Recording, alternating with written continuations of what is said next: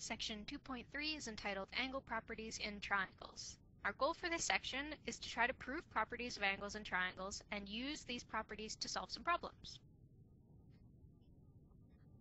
Let's investigate the math. Dyko placed three congruent triangular tiles so that a different angle from each triangle met at the same point. She noticed the angles seemed to form a straight line. Can you prove that the sum of the measures of the interior angles of any triangle is 180 degrees? So our first step is to draw an acute triangle, RED, and construct line PQ through vertex D, parallel to RE. So let's identify pairs of equal angles in the diagram. Using our properties of angles, we see that QDE would be equal to DER because they are alternate interior angles. We also see that PDR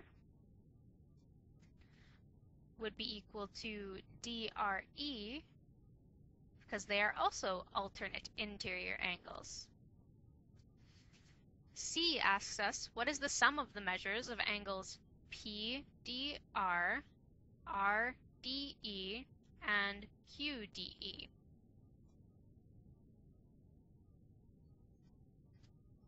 Well, if we make PDR, RDE, and QDE into one angle, we get that the measure of these three angles combined makes 180 degrees because it forms a straight line. D asks us to explain why DRE plus RDE plus RDE plus RED is equal to 180 degrees. So why are the interior angles of this triangle equal to 180 degrees? Well, we know that PDR plus RDE plus QDE is equal to 180 degrees because it forms this line. But we can substitute DRE, this angle, for PDR because they're equal. We can do the same thing for RED, this angle, and QDE, this angle, because they're also equal by interior angles. So therefore, the sum of the interior angles of a triangle is equal to 180 degrees. So now let's apply the math. So example 1, using angle sums to determine angle measures. In the diagram, angle MTH, this angle, is an exterior angle of triangle MAT. Determine the measures of the unknown angles in MAT.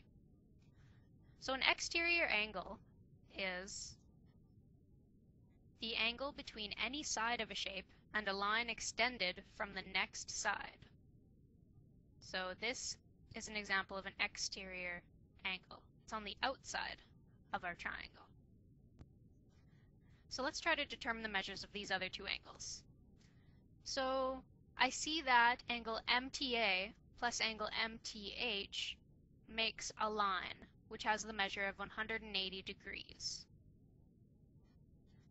So now I can simply substitute in my known value for angle MTH and find the angle of MTA.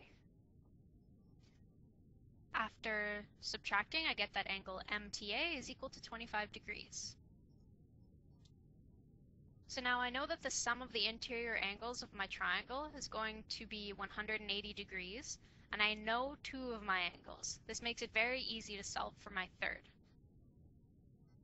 So we have that angle MAT plus angle AMT plus angle MTA is equal to 180 degrees. My justification is that that's the sum of the interior angles of a triangle.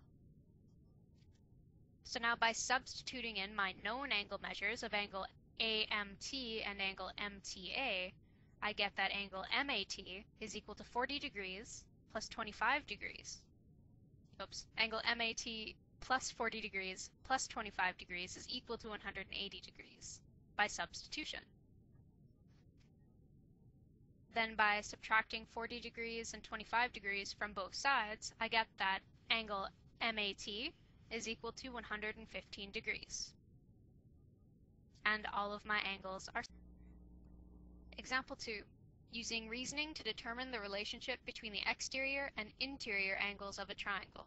Determine the relationship between an exterior angle of a triangle and its non-adjacent interior angles.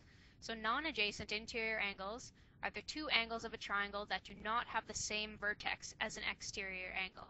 So here's my exterior angle ACD. The two angles inside my triangle that do not share vertex C are this angle, angle A, and angle B over here. So my first step is going to be drawing a picture of a triangle with an exterior angle. So here I have my triangle with interior angles ABC and an exterior angle D. So let's start with something we know about our exterior angle D. We know that angle D plus angle C gives us a straight line which has a measure of 180 degrees. So D plus C is equal to 180 degrees. Why? Because they're supplementary angles. So then by subtracting C from both sides, we can get that D equals 180 degrees minus C. We also know that A plus B plus C is going to give us 180 degrees. Why? Because that's the sum of the interior angles of a triangle. By subtracting C from both sides in this last statement, I can get that A plus B is equal to 180 degrees minus C. But angle D is also equal to 180 degrees minus C. Therefore, by the transitive property, A plus B is equal to D. So what does that mean in terms of our diagram? It means that angle D is equal to angle A plus angle B. Very nifty and very useful for solving problems. For this next example, I want you to pause the video and take a few minutes to try to prove that angle E is equal to angle A plus angle B. Now I'm going to give the solution. Okay, so from before, I know that my exterior angle, angle D, is equal to angle A plus angle B. For the sake of this class, you can just refer to this as the exterior angle property. So angle D is equal to angle A plus angle B. But I also know that angle E is equal to angle D because they're vertically opposite.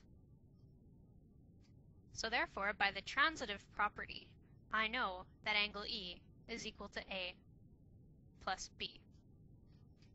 But there's more than one way to skin a cat. You could have also proven it the same way that we proved the previous example.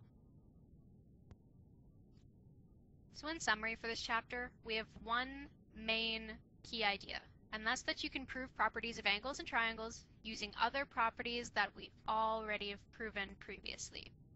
We need to know that the sum of the measures of the interior angles is 180 degrees in a triangle, and we also need to know the exterior angle property, that angle DBA is equal to angle BAC plus angle ACB.